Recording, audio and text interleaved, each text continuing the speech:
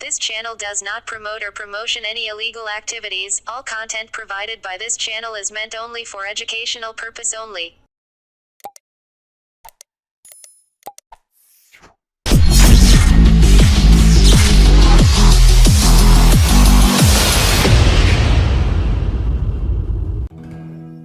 আমি বাংলায় গান গাই, আমি বাংলার গান গাই, আমি আমার আমিকে চিরদিন এই বাংলায় খুঁজে পাই। আমি বাংলায় দেখি স্বপ্ন, আমি বাংলায় বাঁধি সুর, আমি এই বাংলার মায়া ভরা পথে হেঁটেছি এতটা দূর। বাংলায় আমার জীবনানন্দ, বাংলা প্রাণের সুর। আমি একবার দেখি, বারবার দেখি, দেখি বাংলার মন। আ আ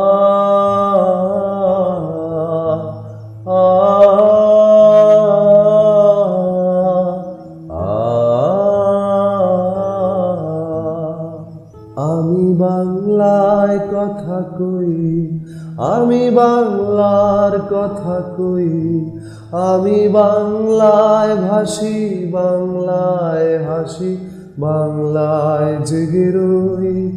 আমি বাংলায় মাতি উল্লাসে, করি বাংলায় হাহাকার। আমি সব দেখে শুনে খেপে গিয়ে করি বাংলায় চিৎকার। বাংলায় আমার দৃপ্ত স্লোগান, ক্ষিপ্ত তীর ধনুক। আমি একবার দেখি, বারবার দেখি, দেখি বাংলার মুখ। আ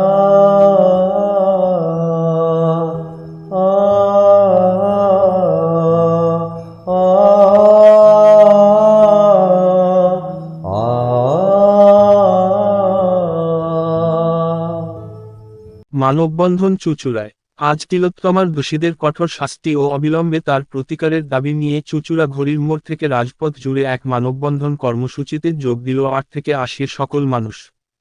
এই মানববন্ধন কর্মসূচিতে ডাক্তার, চিকিৎসা কর্মী, সকল স্তরের মানুষ অংশগ্রহণ করতে দেখা যায় হাতে মোমবাতি নিয়ে। তাদের সকলের দাবি we want justice, I want justice, you want justice. সদর হাসপাতালে চিকিৎসক পার্থ ত্রিপাঠী এই মানববন্ধন প্রসঙ্গে বলেন, যেভাবে তিলোত্তমার ঘটনায় দোষীদের আড়াল করার বিলম্ব চেষ্টা চলছে তার বিরুদ্ধে এই মানববন্ধনে আবার 14ই আগস্টের পর রাত দখল করেছে সকল জনমানুষ। আমাদের দাবি যত শীঘ্র সম্ভব সঠিক দোষীদের আড়াল না করে তাদের উপযুক্ত কঠোর শাস্তি এই মানববন্ধন থেকে দাবি জানাচ্ছি। যতদিন এগোবে তত কণ্ঠস্বর আরও তীব্রতর হবে বলে জানান চিকিৎসক। তিনি বলেন, মানুষের ধৈর্যরবাদ পেরিয়েছে। আজ আবারও সাধারণ মানুষ চুঁচুড়া রাজপথে তিলোত্তমার দোষীদের কঠোর শাস্তির জন্য আবার একত্রিত হয়েছে। আমি বাংলায় গান গাই, আমি বাংলার গান গাই, আমি আমার আমিকে চিরদিন এই বাংলায় খুঁজে পাই। আমি বাংলায় দেখি স্বপ্ন, আমি বাংলায় বাঁধি সুর, আমি এই বাংলার মায়া ভরা পথে হেঁটেছি এতটা দূর। বাংলায় আমার জীবনানন্দ, বাংলা প্রাণের সুর। আমি একবার দেখি, বারবার দেখি, দেখি বাংলার মন। আ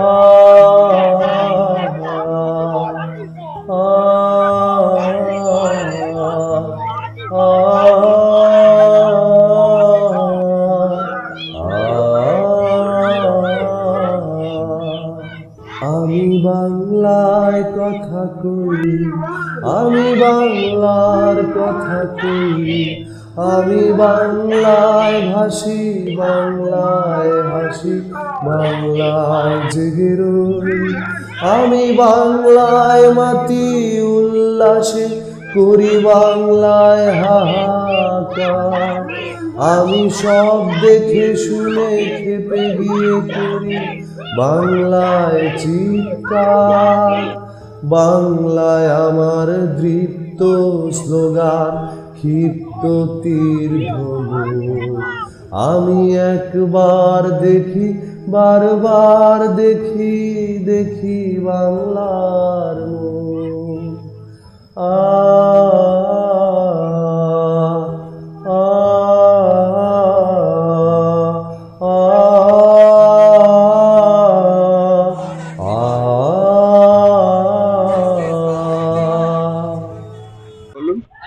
আজকে মানববন্ধনে দেখা যাচ্ছে রাতে সকলে মোমবাতি আবার আরজি করে সেই প্রতিবাদ নিয়ে কি বলবেন? আমরা অনেক দিন ধরে অপেক্ষা করছিলাম যে হয়তো কিছু একটা ঘটবে, সিবিআই তদন্ত বা সুপ্রিম কোর্টের হস্তক্ষেপে কিছু একটা ঘটবে, কিন্তু আমাদের অপেক্ষার ধৈর্যেরও একটা সীমা রয়েছে। মানুষ আস্তে আস্তে বুঝতে পারছে যে আমাদের যে এই দুশ্চিন্তা, আমাদের এই পাশবিক ঘটনার বিরুদ্ধে যে বিচার চাওয়ার যে চেষ্টা, প্রতীক্ষা, সেই প্রতীক্ষা শেষ হতে যাচ্ছে না।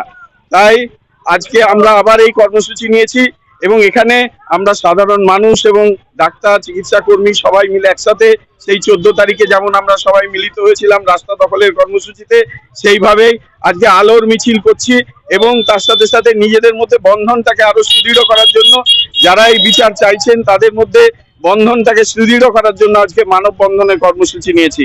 এই অনুষ্ঠানে আজকে এই কর্মসূচিতে আজকে হাজার হাজার মানুষ এসছেন।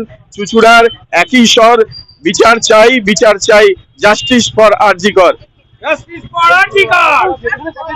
যে সর্বত্র এই আরজি করের কাণ্ড নিয়ে সরব, সেখানে দেখা গেছে আগামীকাল একটা সুপ্রিম কোর্টে যেখানে এই অবয়ার বিচার প্রক্রিয়া বিষয় নিয়ে ছিল, সেটা পিছিয়ে গেছে শুনানি, কি বলবেন?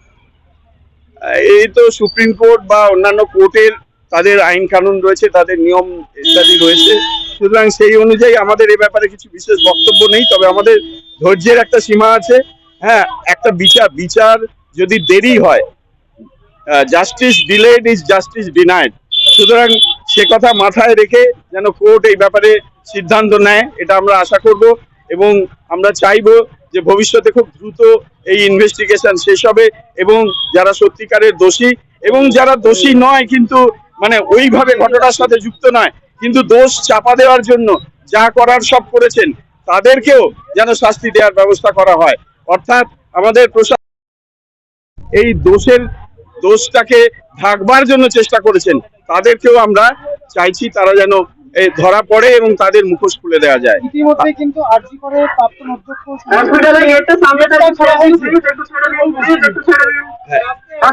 ধরা হয়েছে, কিন্তু এখন যে ধারায় তাকে ধরা হয়েছে সেটা করাপশনের ধারা। ঠিকই, যে করাপশনের কারণে, এই পাহাড় প্রমাণ করাপশনের কারণেই আজকে আমাদের বোনকে মারা যেতে হয়েছে, কিন্তু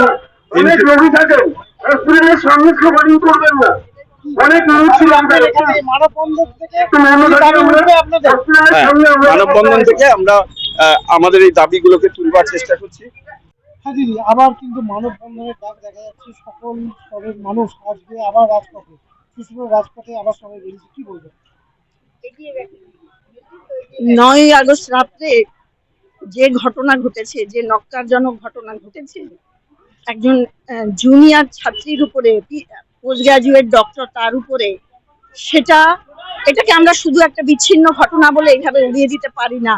এটা একটা নৃশংস বর্বর অত্যাচার করে তাকে মারা হয়েছে এবং সেই অত্যাচারের পেছনে যে ধরনের এর পেছনে রয়েছে চক্রান্ত, আমরা এই দুটোর এগেইনস্টে আমরা বলতে চাই যে এই চক্রান্তের আমাদের বের করতে হবে, যে কোথায় কেন মেয়েটাকে এইভাবে মারা হলো সেটা আমাদের বের করতে হবে এবং মেয়েটাকে কারা কিভাবে মেরেছে সমস্ত জিনিসটাই আমরা আজকে জাস্টিস চাই।